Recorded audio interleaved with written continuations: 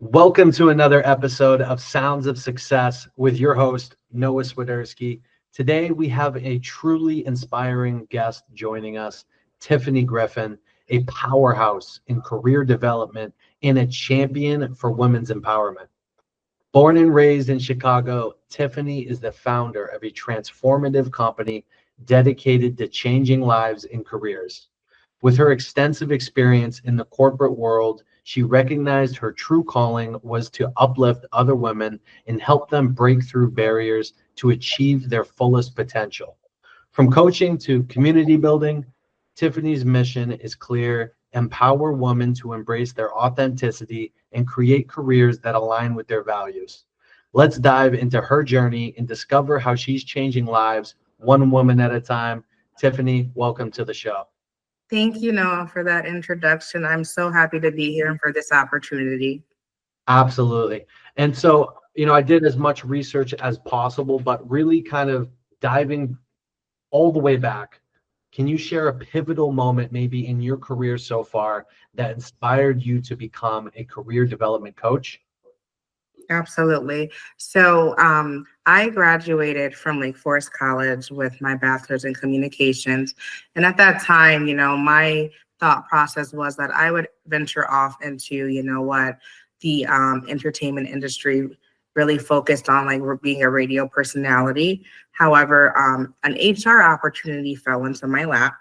And I wanted to pivot into the HR industry because one thing that I remember, as I have, navigated my journey in my career is that, what human resources is a department that is supposed to be there not only for the well-being of the organization, but also for the well-being of all employees. And so when I landed my first opportunity in HR back in 2013, I really started to see how human resources may preach that, we are here solely for the employees. However, what we lack to tell is that, we also have a stronger agenda to look out for the organization, of course, as well. And one thing that I noticed throughout my career was that the humanistic touch has been removed from HR. And I noticed early on, and this has been, a topic for years, that, there's disparities when it comes to pay with women and men. There's disparities when it comes to promotional opportunities. And one thing that I always tell anyone I encounter or anyone I'm in partnership with is that I'm a different kind of human resources leader. I'm looking to make sure that you are taken care of holistically.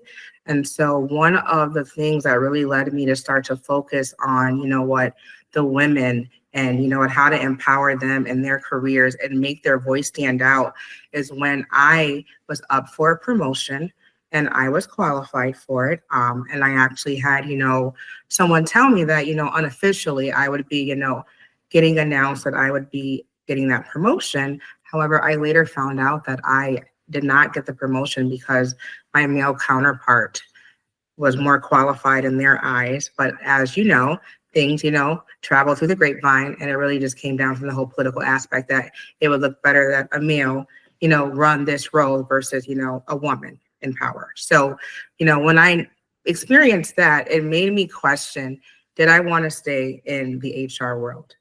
And one thing about me, Noah, is that I do not believe in giving up. I believe in changing how you navigate the situation. And anyone that I have met along my journey in human resources that has been a woman striving in leadership, whether that's mid-senior level or senior level, the feedback I always get is that they always feel that they have to show up twice as harder than their male counterparts. And that's one thing that, I really want to change. And I want women especially to know that you are equally as, knowledgeable as anybody in the organization. But more importantly, leverage your voice even when it creates discomfort. Because when you don't speak up and stand on your integrity, you're really doing a disservice to yourself. That's so true. And standing up for yourself is so important, especially in that realm. You mentioned HR is lacking a human touch. You see that in really every industry now. What are some common barriers you see women facing in their careers, and how to help them overcome these challenges? What, I've noticed, and, personal experiences as well, is that women don't have that support from an organizational standpoint as their male counterparts.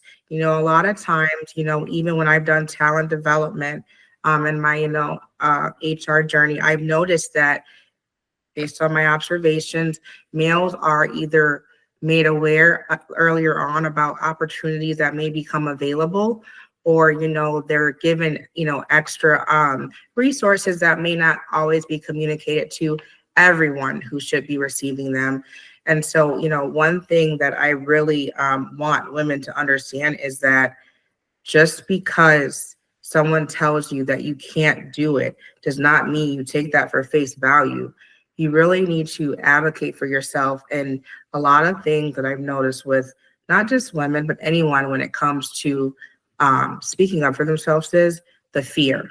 And that's something that we have to overcome, whether you're a male or a female in any industry.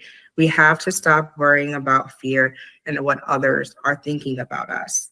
And when I say the humanistic touch has been taken out of, HR organizations, period, we have so much technology right now. We have AI taking over the map. And let's be honest, a lot of organizations are looking to streamline processes where there does not have to be, a person behind the screen reviewing these resumes or, updating these job descriptions. It's become automated. And pre-AI days, we were looking at resumes, for positions back in the, office and seeing who's qualified. You pass it to the hiring manager.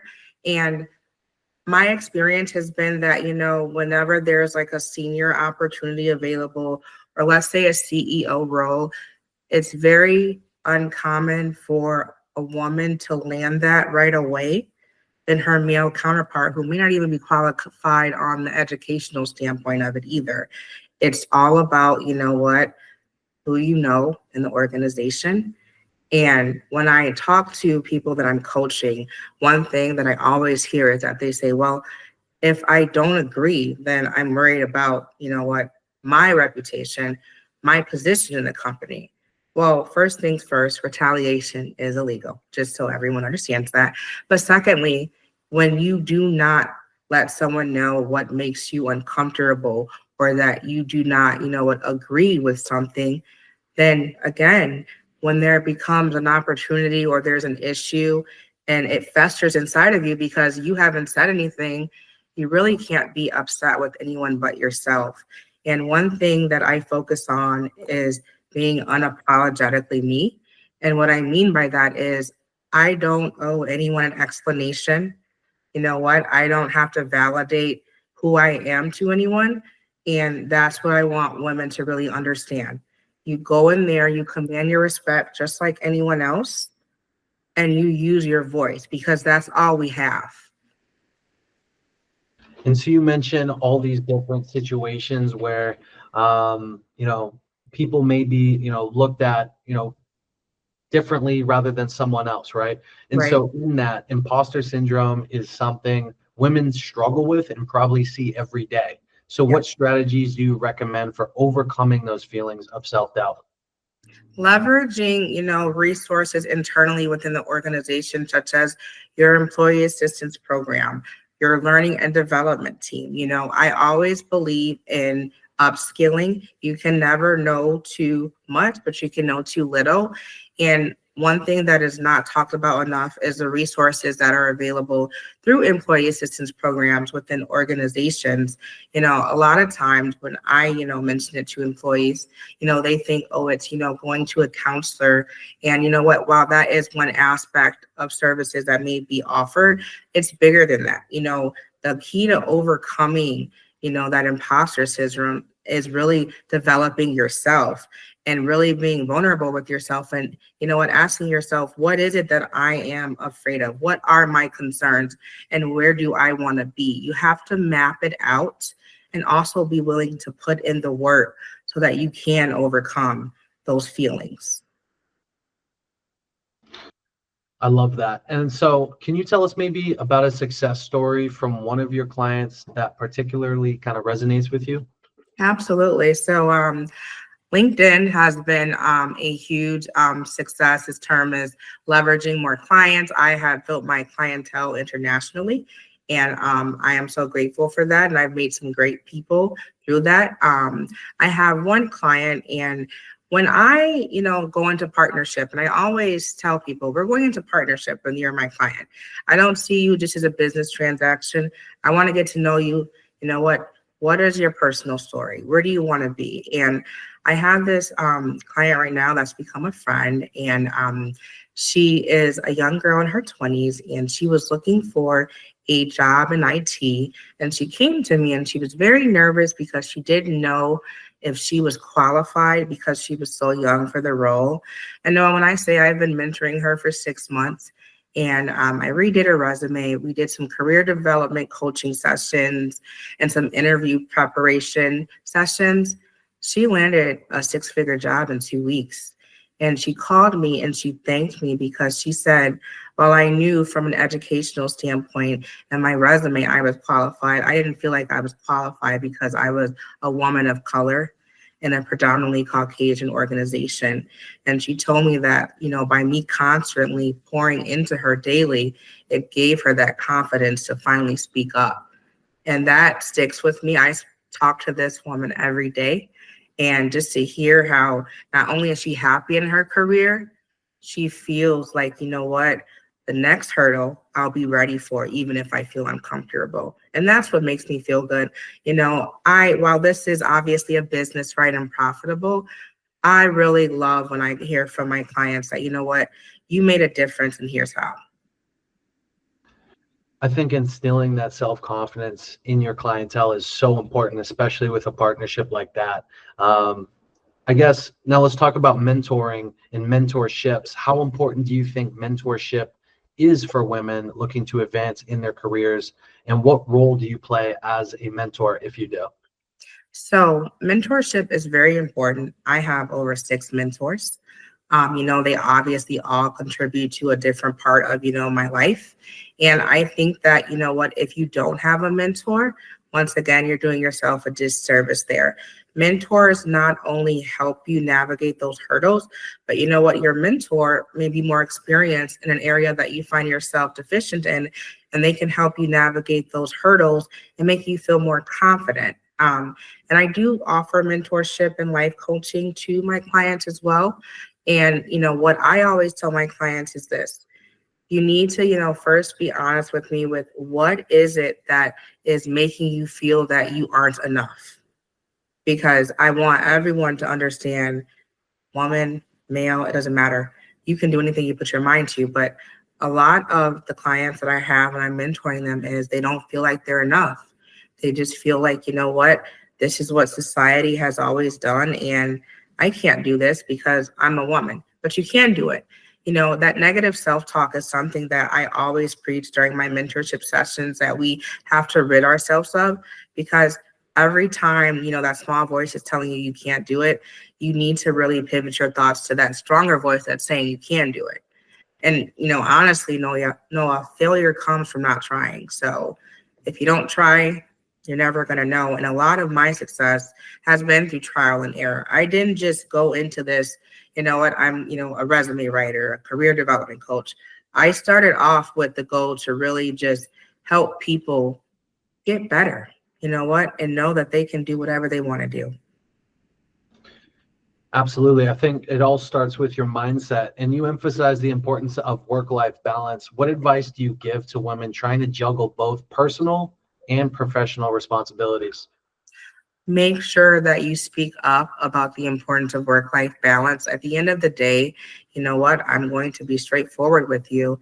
From an HR standpoint, if something happens to you tomorrow, while I will feel very, empathetic towards you and your family, from a business standpoint, we're going to have to start looking to backfill your role.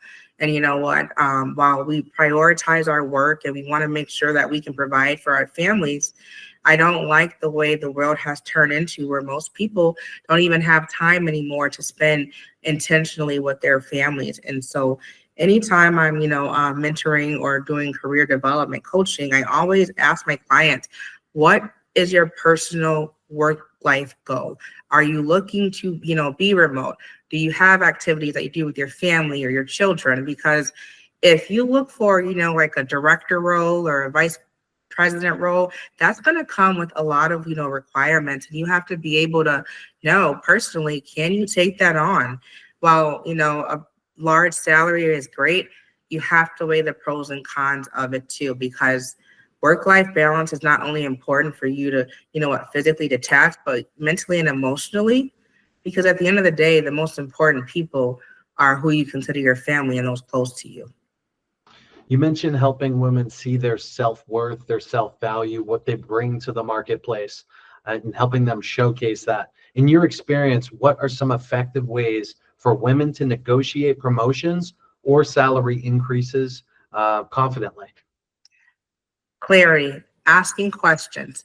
One thing that I've noticed whenever I'm, mentoring anyone, or even at work, when I've done my HR different careers, I've noticed that women don't ask a lot of questions. When we're in meetings and there's, a lot of conversations going about, what succession planning or promotional opportunities coming up, a lot of time, men are leading those conversations. They're, asking the questions, okay, what does that process look like? While I've observed women, taking more notes. And I believe that if women start to really ask questions and see, okay, this role is coming out, here are the requirements, start to identify early on, like if you fall short in an area, start working with a mentor or a career development coach so that you can get prepared and ready, because success comes from preparation. And you should always stay prepared so that you don't have to get prepared when the time comes. And so that would be my advice. Ask clarifying questions. The only dumbest question is the question you don't ask. That's a great point. And me being a servant leader myself, what does it mean to you to lead with confidence, and how can women cultivate this quality in themselves? Leading with confidence to me not only means, being the voice and being that strong influence for those that may need that support, but also, I have to exemplify what I'm preaching, right? I can't be out here just telling you to do X, Y, and Z, but I'm not living in those values that I'm telling you that you should fall into. And so when I lead, anytime I'm leading, I always think about, I want you to be better than me. I don't want you to have to deal with what I had to go through. I want you to take, my experiences, and hopefully you don't have to encounter some of the struggles that I had to do.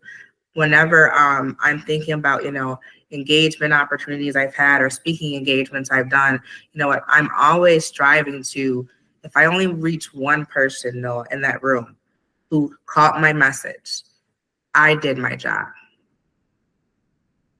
And in that, how has building a community of like-minded women impacted your work and the success of your clients? So, a quick tidbit, I'm introverted, and a lot of people find that comical because, again, being, a leader, being in HR, I have to do a lot of public speaking. And I shared with you, I do public speaking engagements. And so what I have learned is that, you have to show up as an extrovert, even when it's uncomfortable, and things that, require you to have your extrovert out versus your introvert. And so, having a community of women who, are looking to better themselves, whether it's professionally or from a career standpoint, it's not only allowed me to help people who did not think that they had another opportunity, that it was it for them, but it's also built a lot of great leaders who are not only branching out and mentoring others. And so I feel like, each one teach one, and to know that what I'm doing, whether we're networking, having, an annual vacation for a retreat, if I am impacting you and you're able to share that with someone else, I did my job.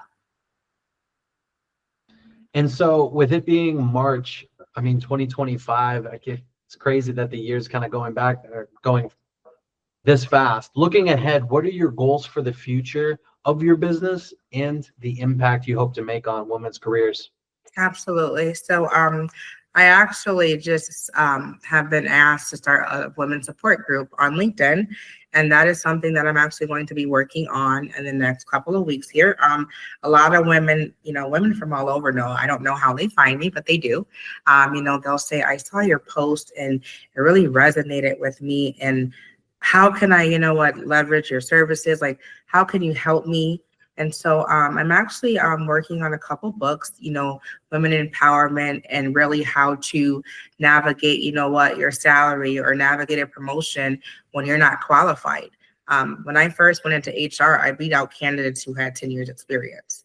And you know what, it wasn't my experience that got me the position. It was, my interviewing, my showing up authentically. And that is something that is important, to remain authentic, even when, it may seem like it's not received by others, because it's not your business how other people feel about you. And so, I have a couple projects coming up where I will be doing some going around actually the United States and just doing some meet and greets with some of the women in the support group that I have, developed relationship with, and just doing some in-person workshops, so to really just stay connected, because one thing about me is I want to make sure that I am available, to those who need me. And sometimes doing things in person and building that rapport, it goes a long way than being, virtually. While I love, the virtual components that we have, being around people and feeling that positive energy, it's life-changing. And so for the rest of the year, my goal is to, travel to different states and meet some of those great women in the support groups and just really keep empowering. I love how you're bringing that personal connection to each one of your clients that you work alongside. I know every day people have virtual meetings, they have virtual webinars, but you truly bring that personal touch. I think that's lacked in that space for a long time. It's kind of wrapping up. Is there anything you'd like to say to our listeners or maybe potential clients out there that you can help? I would just like to let everyone know that, do not let anyone tell you again what you cannot do. Your, future is not defined by what others think you can't do. And so, I offer, again, career development coaching, life coaching. I'm a resume writer. I've been in HR for over 12 years, and I am here to help whether you are male or female. My goal is to make sure that you are the best and you feel comfortable in your career, professionally, and your personal life. A huge thank you to Tiffany Griffin for sharing her incredible insights and inspiring journey with us today. Remember, every woman has the power to break barriers and achieve greatness, and Tiffany's work is a testament to that. If you found value in today's conversation, be sure to subscribe, rate, and leave a review. Join us next time as we continue to explore the stories of remarkable leaders just like Tiffany, who are shaping the future. Until then, keep striving for success, and remember, your potential is limitless. Thanks so much, Tiffany. Thank you. Perfect. How'd I do? You killed it. I think that'll work.